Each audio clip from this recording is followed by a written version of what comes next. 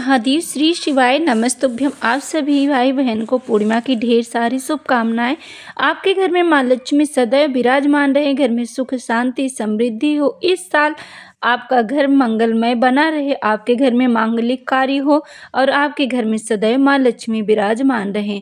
तो दर्शकों, 2 और 3 जनवरी को पूर्णिमा तिथि मनाई जाएगी। वैसे तो साल की यह पहली पूर्णिमा है और कुछ लोग इसे 2 जनवरी को मना रहे हैं और कुछ लोग इसे 3 जनवरी को मना रहे हैं। तो पहले हम देख लेते हैं सही समय कब है, पूर्णिमा का व्रत आपको कब से कब तक करना है। पौष पूर्णिमा की शुरुआत कब से कब तक हो रही है।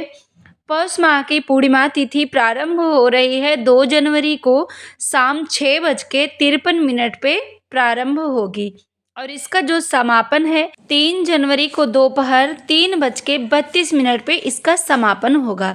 ऐसे में उदय तिथि के अनुसार पौष पूर्णिमा का व्रत 3 जनवरी 2026 को रखा जाएगा।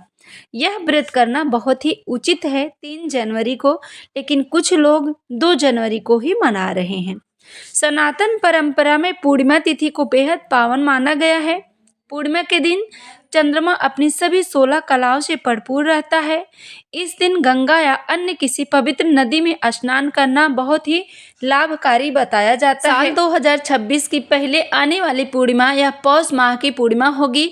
इसे कहते हैं, इस पूर्णिमा पर स्नान दान तप करने से इंसान के जीवन की हर समस्या दूर हो जाती है और जीवन में सकारात्मक ऊर्जा बढ़ता है। तो आइए हम जानते हैं पूर्णिमा के दिन आपको कौन सा उपाय करना चाहिए जिससे आपके घर में सुख शांति समृद्धि बनी रहे।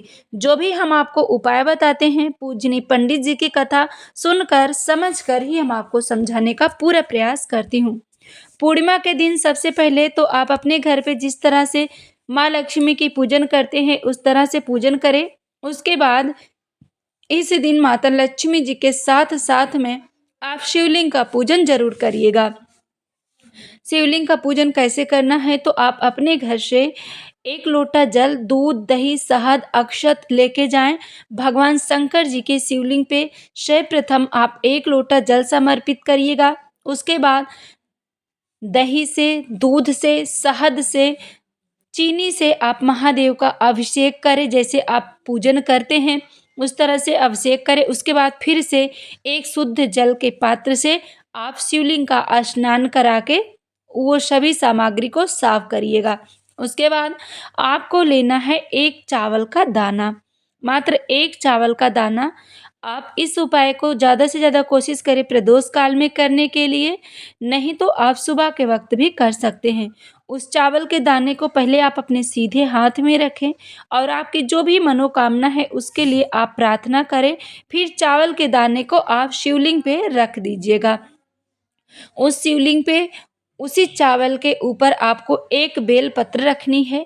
बेलपत्र रखते समय आप चंद्रमौली महादेव का नाम लेकर बेलपत्र चढ़ाइएगा। यह उपाय पूर्णिमा के दिन प्रदोष काल में किया जाता है। उसके बाद आप 1 लोटा जल शिवलिंग पे चढ़ा दें। इस उपाय से आपकी मनोकामना पूरी होगी और आपके घर में सुख शांति समृद्धि वैभव माँ लक्ष्मी की कृपा सदैव बनी रहेगी। अब चलते हैं पूर्णिमा के दिन दूसरे उपाय की तरह। पूर्णिमा के दिन आपको प्रदोष काल में 1 दीपदान अवश्य करना चाहिए। प्रत्येक पूर्णिमा को इस साल से आप एक नियम बना ले कि प्रत्येक पूर्णिमा को हम दीपदान अवश्य करेंगे। और यह दीपदान आप कहाँ पे करें, तो आंवले का वृक्ष आप देख लें, या तो आप बेलपत्री का वृक्ष देख लें, या तो शिव जी का मंदिर। क्योंकि जो साल में प्रत्येक पूर्णिमा पड़ती है तो कभी कभी आपकी पूर्णिमा रविवार के दिन भी पड़ जाती है, तो रविवार के दिन पीपल के वृक्ष की पूजन नहीं करी जाती, तो इसलिए पीपल के वृक्ष के नीचे यह उपाय हम नहीं बता रहे हैं।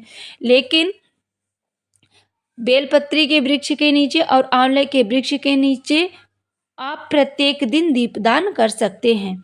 तो रविवार हो, शुक्रवार हो, शनिवार हो, जो भी वार हो, आप प्रत्येक दिन दीपदान कर सकते हैं।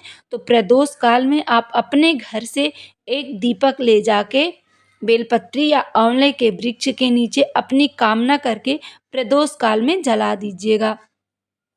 नहीं आप वृक्ष के नीचे जला सकते तो शिव जी के मंदिर में जलाने का नियम बना लें। मंदिर में नहीं जा सकते तो आप अपने घर पे ही एक दिया प्रदोष काल में जलाने का नियम बना लें। तो उपाय आपकी किस्मत तो चमकाएगी ही और साथ में आपके घर में धन संपदा भी बढ़ेगा। जिस घर में धन संपदा होती है उस घर में खुद खुशियाँ और अच्छे कार्य बराबर होते रहते। जिस घर में संपदा ही नहीं रहती है वो घर कभी घर नहीं होता। तो सबसे पहले ज़रूरी है भगवान की कृपा प्राप्त करें और घर में धन संपदा बढ़े। जब धन संपदा आएगी तो आपका हर एक कार्य बड़े ही आसानी से हो जाएगा। अब चलते हैं आज के तीसरे उपाय की तरफ। तीसरा उपाय है प्रत्येक पूर्णिमा के दिन बन सके तो लाल कपड़े में एक कौड़ी, जो पीली कौड़ी आती है, उसे बांध करके माता लक्ष्मी को आप चढ़ाएं और चढ़ाने के बाद 2-3 घंटा वहाँ पे चढ़ा के छोड़ दीजिएगा और एक घी का दीप लगा के माता लक्ष्मी के मंत्रों का जाप करें या श्री शिवाय नमस्तुभ्यम मंत्र का जाप करें। उसके बाद उस पीली कौड़ी को उठा करके आप अपनी तिजोरी में भी रख सकते हैं प्रत्येक पूर्णिमा को। और साल में 32 पूर्णिमा पड़ती है, उसके बाद आप उसे कहीं नदी में विसर्जित भी कर सकते हैं। तो यह उपाय माता लक्ष्मी की कृपा आपके घर में सदैव बनाए रखेगी।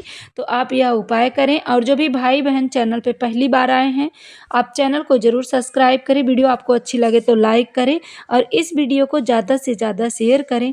कमेंट में श्री शिवाय नमस्तुभ्यम हर हर महादेव ज़रूर लिखें।